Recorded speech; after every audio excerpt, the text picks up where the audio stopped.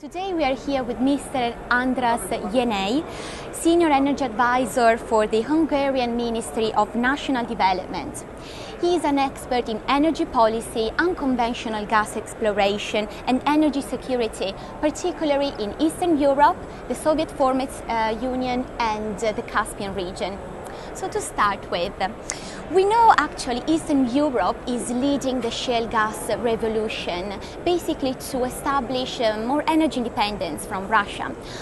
About Hungary, for example, there is a huge shale resource in the country. So what is your thought about it? Can you tell us a bit more about Hungary's shale reserves? Yes, thank you very much for the opportunity to speak today. It's a good question. To be honest, I'm very happy that you use the resource and not reserve, because we don't have reserves, especially in shale gas and unconventional gas. It's much more resource. Yes, I think one of the leading issues why this region needs, especially the V4 countries, the Visegrad 4 countries, Poland, Czech Republic, Slovakia and Hungary, the shale gas and unconventional gas development, because we need some energy independence, especially from the front of gas from Russia, our biggest supplier. Yeah. It doesn't mean that we don't want to buy any gas from Russia. It means much more that we want to create a negotiation basis, because right now we don't have any cards in our hands, but shale gas can produce some of these cards. Hungary has got pretty good opportunities for unconventional gas development. We have a lot of conventional gas yet unexplored. Let's call it small bits and pieces.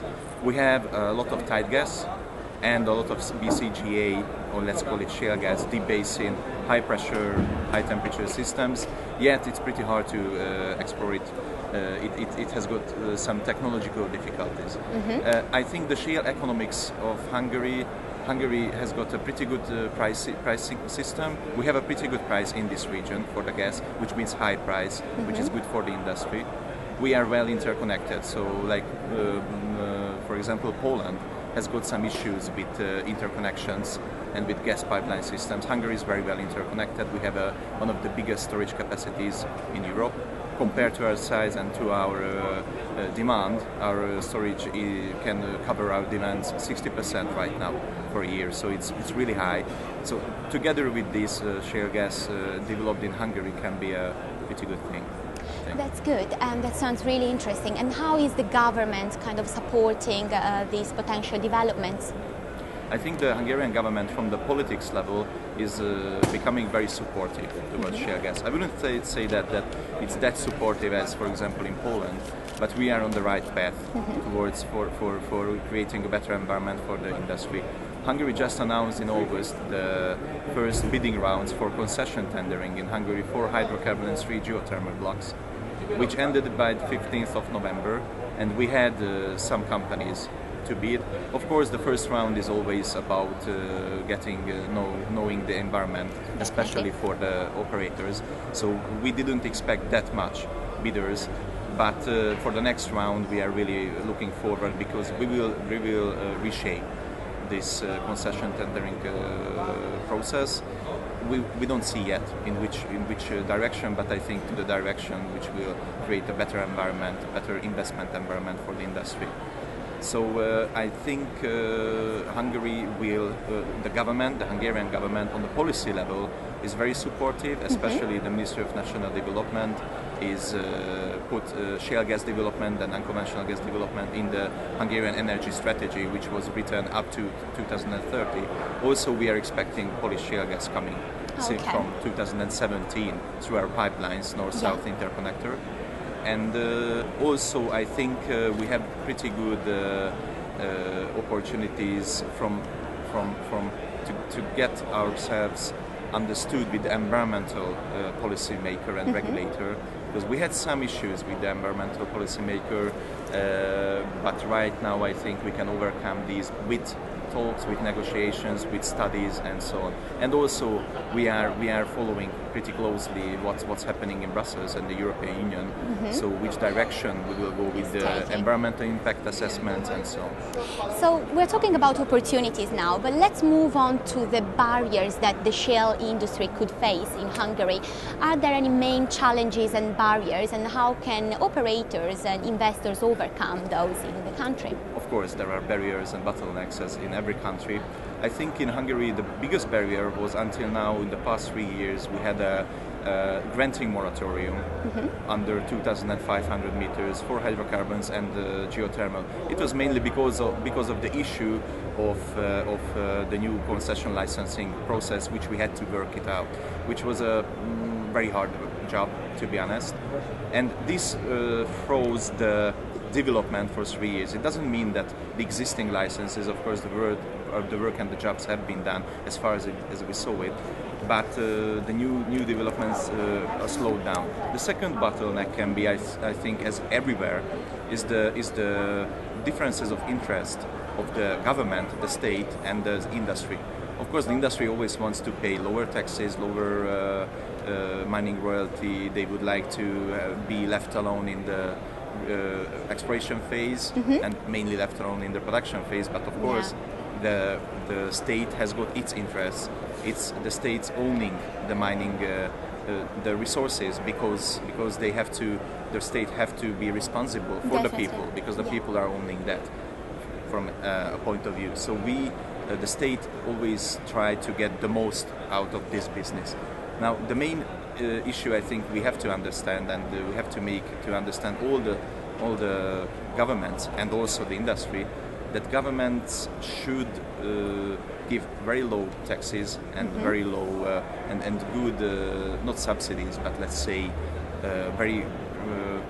create a very good environment for the investors in the exploration phase. I think when we will give new licensing out, we will have to do some job with the taxation to lower it. We have to give lower mining royalties, and also we should create a much better environmental regulation.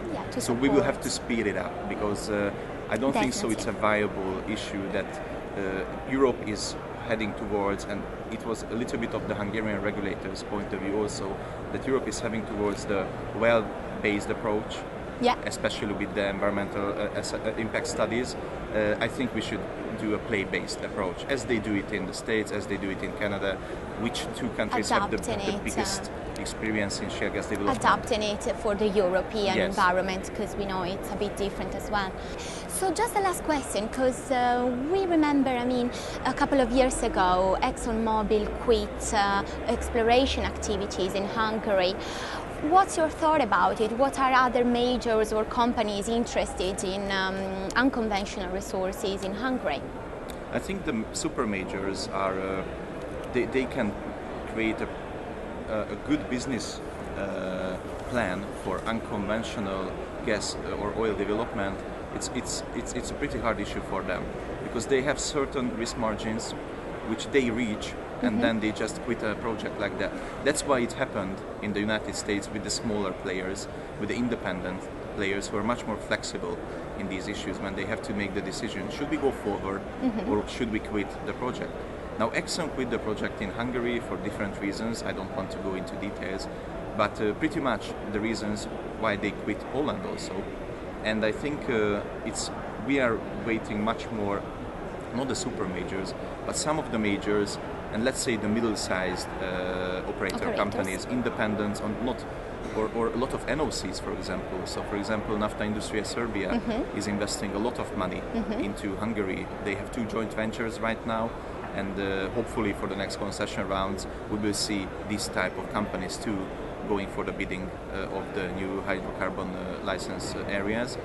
But overall, I think super majors are much better when it comes to the end of the exploration phase, when the little guys explore the land and they say, okay, we have gas here, we have oil here, we found the sweet spot, we have good well log data, we have good data, we have gas flowing, and then please come in, joint venture, farm in, and other types of corporations, and the big ones just pour the money in, and they then can ramp up the production. Because of course we understand unconventional gas production is not that much about geology. First you have to understand it, but after that it's about money. It's about and the technique infrastructure. How and, quickly can you go? You have to operate the factory. Yes, that's true. It has been very interesting. Thank you very much, Andras. So I wish Hungary can actually develop its shale resources very soon. Let's hope so.